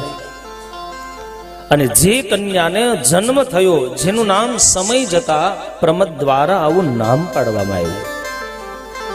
સમય ગયો, અતિ લાવણ્યયુક્ત જેનું સ્વરૂપ છે. સમય પછી સમય જતા એ પ્રમદ દ્વારા અને રૂરુ એનો બંનેનો યોગ થયો. રૂરુએ જ્યારે પ્રમદ દ્વારાને જોઈ, એના રૂપને જોઈ અને લાવણ્યને જોતા એમની પાસે લગ્ન ગ્રંથિથી જોડાવા માટે એને પ્રસ્તાવ મૂક્યો છે. પ્રસ્તાવ પ્રમદ દ્વારાએ સ્વીકાર કર્યો. હજી લગ્ન નથી થયા એ પહેલા પ્રમદ દ્વારા એક દિવસ ઋષિની કુટિયામાંથી આગળ જાય, સર્પે એને દંશ દીધો. પ્રમદ દ્વારાના શરીરની અંદર એ ઝેર વ્યાપ્ત થાય છે. સર્પનું ઝેર વ્યાપતા મૃત્યુને શરણ થાય છે. પણ રૂરુનું મન પ્રમદ દ્વારાના એ રૂપની અંદર આસક્ત થતા એ પ્રમદ દ્વારાને મૃત પ્રાય પડેલી જોઈ અને આક્રંદ કરે છે, રડે છે, મરવા માટે તૈયાર થાય. અને એ વખતે રૂડુએ ભગવતી જગદંબાની સ્તુતિ કરી, એની ભાવઠને ભાંગવા માટે આર્તનાદ કર્યો. રૂડુએ પ્રતિજ્ઞા કરી છે કે પ્રમદ દ્વારા જો જીવંત ન થાય તો આ દેહનો ત્યાગ કરી દઈ. આવી દૃઢ પ્રતિજ્ઞા લીધી. આ બાજુ દેવતાઓના દૂત ત્યાં આવ્યા છે. ત્યાં આવી તપસ્વી રૂરુને સાવધાન કરતા કહ્યું છે કે હે રૂરુ, આ પ્રમદ દ્વારાનું મૃત્યુ થયું છે. એના મૃત્યુ પછી એનું પ્રારબ્ધ કર્મ પૂર્ણ થયું છે. તારું રડવું મિથ્યા છે. કોઈના મૃત્યુ પાછળ રડવું ન જોઈએ, કારણ પ્રારબ્ધ પૂરું થતા જેનું સ્ટેશન આવી જાય, ટ્રેનમાંથી ઉતરતા જાય. આ સંસાર યાદ રાખજો, એક આવું જ કંઈક જંકશન છે, આ વિશ્વનો મેળો છે. અને ત્યારે આખીર રૂરુ નામના ઋષિએ પ્રતિજ્ઞા કરી અને દેવતાના દૂતને કહેવા લાગ્યા છે કે જો ખરેખર પ્રમદ દ્વારા જીવિત નહીં થાય તો હું કદાચ આત્મહત્યા કરી લઈશ. અને આજથી પ્રતિજ્ઞા કરું છું કે હું લગ્ન પણ નહીં કરું. અને ત્યારે આખીર દેવતાના દૂતો એને સાવધાન કરીને સમજાવ્યા છે, તારી આટલી બધી લાગણી એને અમે સમજી શકીએ, પણ એક ઉપાય છે તારી પાસે. તારું જે કઈ પ્રારબ્ધ છે, તારું જે કઈ આયુષ્ય છે, એ અડધું એ આયુષ્ય જો પ્રમદ દ્વારાને જીવંત કરવા માટે આપવામાં આવે તો કદાચ પ્રમદ દ્વારા જીવતી થાય.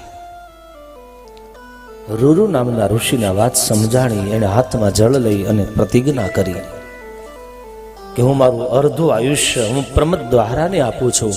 આવી ભીષણ પ્રતિજ્ઞા કરી અને જ્યાં જળ નીચે મૂકે છે અને પ્રમદ દ્વારા જીવંત થાય છે. જીવંત બન્યા.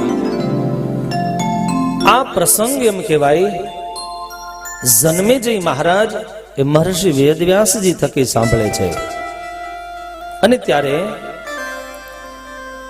આ પ્રસંગ કહેવા પાછળનો ઇતિહાસ છે કે જન્મેજયને સાવધાન કરવા માટે આ પ્રસંગ કહેવામાં આવ્યો છે. પ્રમદ દ્વારા જીવંત બને એક દિવસનો સમય છે. સમય જતા મહારાજ પરીક્ષિતને જે શ્રાપ થયેલો અને શ્રાપથી બચવા માટે એમ કહેવાય એને રાજમહેલનો આશ્રય લીધેલો. પણ ઋષિનો શ્રાપ તો થઈ ચૂક્યો હતો, પણ કશ્યપ નામના બ્રાહ્મણ પાસે એટલી બધી મંત્ર વિદ્યા હતી કે ધારે તો તક્ષક નાગના ભયંકર કાતિલ વિષ થકી પણ મહારાજ પરીક્ષિતને બચાવી શકે એમ હતા. મહારાજ પરીક્ષિત રાજમહેલમાં બેઠા છે, ચોકી પેરો ગોઠવો છે. કોઈ પણ માણસ એ જન્મેજયની આજ્ઞા સિવાય પરીક્ષિત સુધી પહોંચી ન શકે. અને એમાં એમ કહેવાય છે કે બ્રાહ્મણને ખબર પડી, કશ્યપ બ્રાહ્મણને, કે પરીક્ષિતને શ્રાપ થયો અને મારી પાસે મંત્ર વિદ્યા છે અને મંત્ર વિદ્યાના પ્રભાવે હું પરીક્ષિતને બચાવી શકું એમ છું. ધનના પ્રલોભનથી, ધનની લાલચથી કશ્યપ બ્રાહ્મણ પરીક્ષિતને બચાવવા માટે પરીક્ષિતના મહેલે જાય છે. માર્ગમાં એને તક્ષક બ્રાહ્મણના રૂપમાં મળે છે. આ બંનેની વચ્ચે સંવાદ અને ચર્ચાઓ થાય, તમે કોણ છો? અને ત્યારે બ્રાહ્મણ કહે હું કશ્યપ છું, પરીક્ષિતને શ્રાપ થયો છે, તક્ષક નાગ એને દંશ દેશે અને હું મારા મંત્ર વિદ્યાના પ્રભાવથી એને જીવંત કરીશ. અને ત્યારે પેલો બ્રાહ્મણ કહે છે હું જ સ્વયં તક્ષક છું. તક્ષકને પોતાના એ વિષનું અત્યધિક ગૌરવ છે, અભિમાન છે. ત્યારે કશ્યપ બ્રાહ્મણ કહે છે તારું ઝેર ગમે તેટલું કાતિલ હોય પણ મંત્રમાં એ પ્રભાવ છે કે તારા કાતિલ ઝેરને ઉતારીને પરીક્ષિતને જીવંત કરી દઈશ. તક્ષિકે પરીક્ષા લેવા માટે ઘટાદાર વૃક્ષને દંશ દીધો અને કશ્યપ એ બ્રાહ્મણને કહે છે કે હું મારા કાતિલ ઝેરથી આ લીલાછમ વૃક્ષને સૂકવી દઉં છું અને તારી મંત્ર શક્તિ કેવી છે એનો પ્રયોગ કરી અને મને જીવંત કરીને બતાવ. તક્ષકે દંશ દીધો, લીલુંછમ વૃક્ષ સુકાઈ ગયું અને કશ્યપ બ્રાહ્મણે મંત્રનો પ્રયોગ કર્યો અને મંત્રનો પ્રયોગ કરતાની સાથે જ એ જ સુકાયેલું વૃક્ષ ફરીવાર લીલુંછમ બની ગયું. આજ તક્ષકને પોતાના ઝેરનું જે અભિમાન હતું એ અભિમાન ચૂરે ચૂર થયું અને તક્ષક એટલું જ કીધું છે, કશ્યપ બ્રાહ્મણ, તારે સંપત્તિની ઈચ્છા છે ને? સંપત્તિ તો હું તને આપી શકું, માટે એક કામ કર, તારે જોતી હોય એટલી સંપત્તિ મારી પાસેથી પ્રાપ્ત કરી લે આ રહી સંપત્તિ. પણ પરીક્ષિતને બચાવવાનો જે તે સંકલ્પ કર્યો એ છોડી દે. આખીર તક્ષક નાગ પાસેથી એ કશ્યપ બ્રાહ્મણ સંપત્તિ લઈ અને ત્યાંથી વિદાય થઈ જાય. આ બાજુ તક્ષક નાગ જાય છે, કીડાના રૂપમાં ફળની અંદર પ્રવેશીને જાય છે. મહારાજ પરીક્ષિત બેઠા છે અને એમાંથી કીડો એક તક્ષક નાગનું રૂપ ધારણ કરે પરીક્ષિતને દંશ દે છે. દંશ દેતાની સાથે જ પરીક્ષિતનું આખું શરીર એ શ્યામ વર્ણ બને છે અને મહારાજ પરીક્ષિતનું મૃત્યુ થયું એ સમાચાર મળ્યા છે. સમાચાર મળતા હસ્તિનાપુરની અંદર શોકનું વાતાવરણ સર્જાય છે અને સમય પછી સમય વ્યતીત થતા અહીંયા સુત પુરાણી શૌનક ઇત્યાદિ ઋષિમુનિઓને કહે છે કે હે ઋષિમુનિઓ, મહારાજ પરીક્ષિતનો અગ્નિ સંસ્કાર કરવામાં આવે. ઋષિમુનિઓ એકત્રિત થઈ હસ્તિનાપુરના ગાદીના ઉત્તરાધિકારી તરીકે જન્મે જઈને બેસાડવામાં આવે. બહુ નાની ઉંમર હતી, કારણ ગત પ્રાણમ તુ રાજાનમ બાલમ પુત્રમ સમીક્ષ છ. એ વખતે જન્મેજી કેવા હતા તો દેવી ભાગવત કહે છે, ગત પ્રાણમ તુ રાજન, જેના પ્રાણ જતા રહ્યા એવો કોણ? મહારાજ પરીક્ષિત. એ પરીક્ષિતની જગ્યાએ કોને બેસાડ્યા? બાલમ પુત્રમ સમીક્ષ છ. એ જ પરીક્ષિતનું સંતાન જેની બાલ્ય અવસ્થા છે એ જન્મે જઈને ગાદી ઉપર બેસાડ્યા. ચક્રુશ્ચ મંત્રીણ સર્વે પરલોકસ્ય સત્ક્રિયા. જન્મે જઈને રાજા તરીકે માનીને મંત્રીઓ હસ્તિનાપુરનું શાસન ચલાવે છે. ઘણો સમય થયો. જન્મે જઈને એના કુળ ગુરુઓ એમ કહેવાય કૃપાચાર્યએ ધનુર્વિદ્યા શીખવાડી, વેદ ઉપનિષદનું અધ્યયન કરાવ્યું, ધનુર્વિદ્યામાં પારંગત બનાવ્યા. ધર્મ પરાયણ જન્મે જઈ મહારાજ જીવન જીવવા લાગ્યા. બ્રાહ્મણો, ગૌ માતા, યજ્ઞ એની રક્ષણ કરનારા, એનું પોષણ કરનારા જન્મેજય થયા. રાજા જન્મેજયની ઉંમર થઈ, લગ્નની ઉંમરે પહોંચતા જન્મેજયનું લગ્ન વારાણસીની અંદર, વારાણસીનો જે રાજા હતો એ રાજાની જે સુંદર કન્યા વપુષ્ટમાં એમની સાથે જન્મેજયના લગ્ન થયા છે. એ સુંદર મજાની કથા સુત પુરાણીએ શૌનક ઇત્યાદિ ઋષિમુનિઓને કીધી. સમય જાય, ગૃહસ્થાશ્રમ ધર્મનું પાલન કરે. ઘણો સમય ગયો. જન્મેજય રાજા ધર્મથી પ્રજાનું પાલન કરે. એક દિવસ હસ્તિનાપુરની અંદર જન્મેજયની પાસે ઉત્તંગ ઋષિ આવ્યા છે. ઉત્તંગ ઋષિ આવી અને જન્મેજયને માર્ગદર્શન આપે છે. જન્મેજયને કહે છે, જન્મેજય, આપ નાના હતા ત્યારે આપને ખબર નથી, આપના પિતાનું મૃત્યુ તક્ષક નાગના દંશથી થયું છે. અને જ્યારે ક્ષત્રિયનો બચ્ચો, ક્ષત્રિયનો દીકરો જ્યારે વેદ વૃત્તિને ભૂલી જાય તે સરાહનીય નથી. ક્ષત્રિયનું લોહી તો બદલો લેવા માટે કાયમને માટે હર હંમેશ ઉદ્યત હોય છે. જન્મેજય મહારાજ ઉત્તંગ ઋષિના મુખેથી આ શબ્દ સાંભળે છે, મારા પિતાના મોતનું કારણ તક્ષક નાગ છે. ઉત્તંગ ઋષિ કે હા જન્મેજય. આખી જન્મેજયે પોતાના મંત્રીઓને પૂછ્યું. મંત્રીઓએ અથથી ઇતિ સુધી જન્મેજયને બધો જ પ્રસંગ થયો. તમે નાના હતા, પરીક્ષિત અપરાધ થયેલો, અપરાધના ફળ સ્વરૂપે તક્ષકે એને દંશ દીધો છે. આખીર જન્મેજય રાજા અને ઉત્તંગ ઋષિ બંનેનો ચર્ચા અને સંવાદ થાય છે. જન્મેજય એટલું જ કીધું, ઋષિ આપે કહ્યું એ વાત તો સાચી છે, પણ મારા પિતાનું મૃત્યુ તક્ષકના દંશથી થયું વાત 100% સાચી, પણ સાથે સાથે મારા પિતા થકી અપરાધ થયેલો, ઋષિનો અપરાધ થયેલો, અને ઋષિ અપરાધના ફળ સ્વરૂપે એનું મૃત્યુ થાય છે. એમાં તક્ષક કોઈ દંડને પાત્ર નથી. ઉત્તંગ ઋષિએ જન્મે જઈના મનની અંદર ક્રોધ વ્યાપે અને તક્ષક પ્રત્યે એને વૈર વૃત્તિ જાગે, એના માટે એમ કહેવાય છે કે સ્વયં ઉત્તંગ ઋષિએ આ કોઈ પ્રસંગ કીધો છે કે રાજા તને ખબર નથી, સાંભળ, હું તને રૂરુ અને પ્રમદ દ્વારાનો પ્રસંગ કહું છું.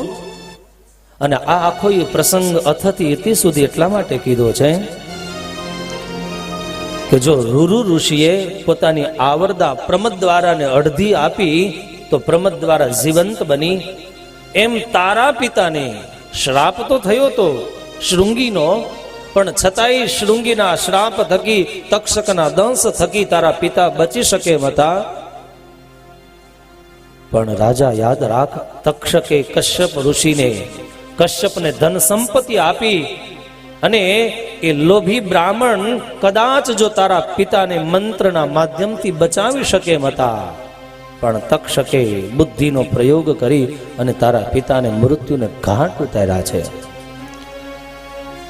અને સાંભળ, આખો એ પ્રસંગ આગળનો સુંદર મજાનો પ્રસંગ છે કે આ ઉત્તંગ ઋષિ જન્મે જઈને સાવધાન કરવા માટે અને તક્ષક નામના સર્પની સાથે એની વેદ વૃત્તિનું કારણ શું હતું એ આખો પ્રસંગ કહેવામાં આવ્યો છે. ઉત્તંગ મુનિ એટલા માટે આવ્યા હતા કે આ એ જ રૂરુ એક દિવસ મૃગ્યા કરવા માટે નીકળે છે અને અજગરને જોયો. અને રૂરુ ઋષિના મનમાં, કારણ કે પ્રમદ દ્વારાને સર્પએ દંશ દીધો હતો, એટલે રૂરુ નામના ઋષિ જ્યાં પણ સર્પ જોવે સર્પનો નાશ કરી નાખતા. અને એમાં એણે અજગરને જોયો અને જ્યાં મારવા માટે ઉદ્યત થયા તે દિવસે અજગરને વાચા આવી. અજગર એમ કહે છે, રૂરુ, તમે સર્પોને મારવાની પ્રતિજ્ઞા કરી છે, અજગરને મારવાની નહીં. પણ માનવ જેવી વાણી સાંભળી રૂરુના મનમાં આશ્ચર્ય થાય. આપ કોણ છો, મને એ બતાવો.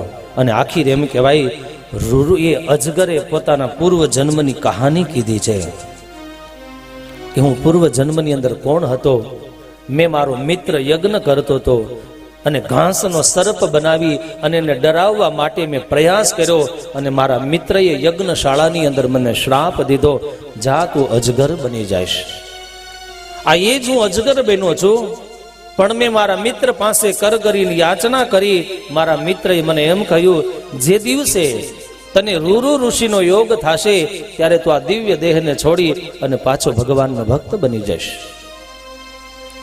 અને તે દિવસે અજગર એટલું જ કીધું, ઋષિ, આપ એ જ રૂરુ નામના ઋષિ છો. આ સર્પ યોનિમાંથી મને મુક્ત કરો, મોક્ષ ગતિને આપો. આખીર એમ કહેવાય, રૂરુએ સર્પનો નાશ કર્યો અને એ જ બ્રાહ્મણ ઋષિના શ્રાપને છોડીને દિવ્ય દેહને પામ્યા. ઉત્તંગ ઋષિ અહીંયા સાવધાન કરે છે, જન્મે જય સ્વપિતરમ કૃત્વામ. પોતાના પિતાના મૃત્યુનું કારણ તક્ષક નાગ જ છે. શ્રાપ તો થયો તો, પણ છતાંય બચી શકે એમ હતા. ધન આપીને મારા પિતાને બચવા ન દીધા.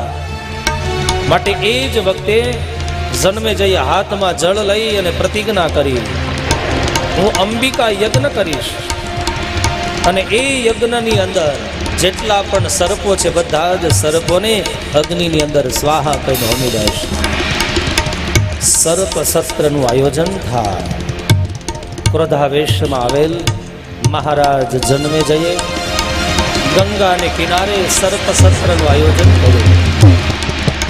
મંડપો નખાણા, યજ્ઞની વેદિકાઓ તૈયાર થઈ. પવિત્ર બ્રાહ્મણોને એ યજ્ઞની અંદર એ આહુત કરવામાં આવ્યા. બ્રાહ્મણોએ આવી વૈદિક મંત્રોના ઉચ્ચારણ કર્યા છે. જોત જોતામાં એ યજ્ઞ કુંડની અંદર કેટલા બધાએ સર્પોની આહુતિઓ અપાવા લાગી. ઘણા બધા સર્પો અગ્નિ કુંડની અંદર મૃત્યુને શરણ થયા. અને ત્યારે સ્વયં જન્મે જઈએ પૂછ્યું છે બ્રાહ્મણોને કે હજી તક્ષક નામનો સર્પ કેમ નથી આવતો. અને તક્ષક નામનો સર્પ ભયભીત બની ઇન્દ્રના શરણે ગયા. ઇન્દ્રએ એને રક્ષણ આપ્યું. અને ત્યારે જન્મે જઈએ બ્રાહ્મણોને આજ્ઞા આપી કે ઇન્દ્રએ સ્વાહા કરીને આહુતિઓ આપો. ઇન્દ્ર સિંહાસને સહિત તક્ષકને લઈ અને યજ્ઞ કુંડની અંદર બળી મરે. ઇન્દ્રને ખબર પડી જે તક્ષકને શરણાગતિ આપી હતી એ જ તક્ષકને હાકી કાઢ્યો છે. અને એ વખતે તક્ષક નાગ સ્વર્ગમાંથી ત્યાંથી ચાલતો થયો નીકળ્યો છે. અને એમ કહેવાય આસ્તિક ઋષિ પાસે જાય છે. આસ્તિક ઋષિ પાસે આવી અને પોતાના પ્રાણના રક્ષણ માટે હાથ જોડી અને પ્રાર્થના કરી, હે ઋષિ, આપ મારું રક્ષણ કરો. અને ત્યારે આસ્તિક ઋષિ એ જ યજ્ઞને કિનારે આવીને મહારાજ જન્મેજયને સાવધાન કર્યા. જન્મેજય, તારા મનની અંદર તક્ષક પ્રત્યે જે વેર વૃત્તિ છે એ જન્મેજય તારી વૃત્તિ ખોટી છે. આ જગતની અંદર જીવ જન્મ ધારણ કરે, કર્મને લઈને એનો જન્મ થાય, કર્મને લઈને એને પ્રારબ્ધ મળે, કર્મને લીધેથી એને પરિવાર મળે, સંપત્તિ મળે, વિદ્યા મળે. પ્રારબ્ધ કર્મ પૂર્ણ થાય, કરેલા કર્મનો હિસાબ પૂરો થાય ને આખી રાજા એનું મૃત્યુ થાય છે. આસ્તિક ઋષિએ જન્મેજય મહારાજને પૂર્વ જન્મની બધી કથાઓના પ્રસંગો કીધા. આખીર જન્મે જઈને આસ્તિક ઋષિના જે નિસ્વાર્થ શબ્દો સમજાણા, સર્પ યજ્ઞ બંધ કર્યા છે. આખીર આસ્તિક ઋષિ અને જન્મેજય વચ્ચે થયેલો દિવ્ય સંવાદ અને જન્મેજયે જ્યારે સર્પ યજ્ઞ બંધ કર્યો અને મન જ્યારે ઉદ્વિગ્ન બને છે અને ત્યાર પછી જે કાંઈ વેદવ્યાસજી પાસેથી દિવ્ય જ્ઞાન મેળવ્યું એ બધી જ સુંદર કથાઓ આપણે બપોર પછીના સત્રમાં લઈશું. અત્યારે ભગવાન શ્રી હરિના મંગળમય ઉદ્ઘોષ સાથે આપણે આ કથાને વિરામ આપવો. આ તક્ષક કોણ હતા? આ બધા સર્પોને થયેલા એની પાછળના જે શ્રાપના કારણો હતા. અને આ બધામાંથી મુક્ત થવા માટે આદ્ય શક્તિની આરાધનાનો દિવ્ય પ્રસંગ અને 3 શક્તિઓ જેને મહાકાલી, મહાલક્ષ્મી અને મહાસરસ્વતી કહીને સંબોધવામાં આવે એના દિવ્ય પ્રાગટ્યોત્સવની કથા આપણે બપોર પછીના સત્રમાં લેશું. અત્યારે ભગવાન શ્રી હરિના મંગળમય ઉદ્ઘોષ સાથે 6ઠા દિવસની પહેલી સભાને વિરામ. હે આવતો રમવાને, ગરબે ઘૂમવાને, આવતો રમવાને, ગરબે ઘૂમવાને, માડી મારે જોવા છે અમને રમતા રે, ગરબે ઘૂમતા રે, આવો તો રમવાને, નેહની તરતી આંખડીને આદરે અમૃત ધાર, ગરબો લઈ શિર માવડી તું, કુમકુમ પગલે પધાર.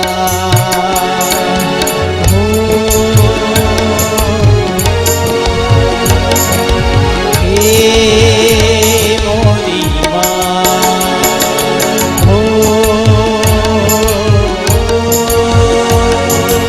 હે મોરી માં, આવો તો રમવાને, ગરબે ઘૂમવાને, આવો તો રમવાને, ગરબે ઘૂમવાને, માડી મારે જોવા છે તમને રમતા રે, ગરબે ઘૂમતા રે, આવો તો રમવાને.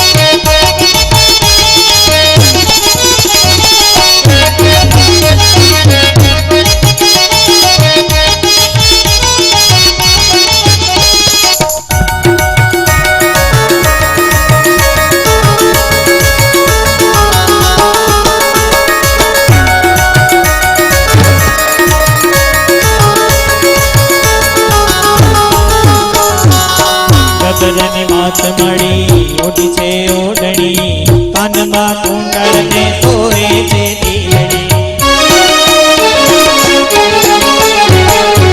લાલ લાલ ફૂલડી માથે છે ઓઢણી કાનમાં કુંડળ સોરે માથે છે દીલડી લાલ લાલ ફૂલડી માથે છે ઓઢણી કાનમાં કુંડળ સોરે છે દીલડી હે હું તો જોઈને ધન્ય ધન્ય થાવું રે હું તો જોઈને ધન્ય ધન્ય થાવું રે સાગર નોક મારે ખબર ના મોક મારે આવો તો રમવાને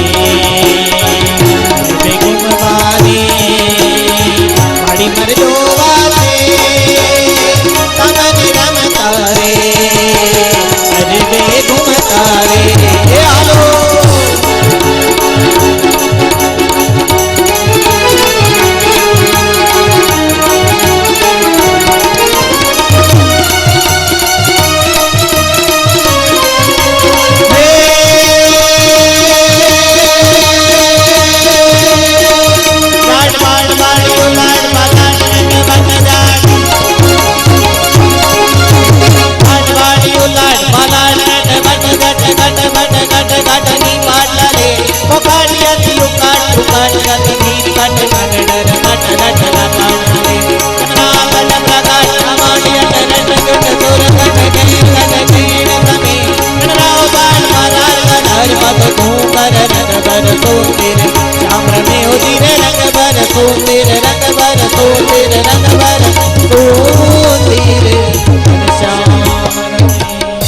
बोलो आद्य शक्ति अम्बे मात की जय।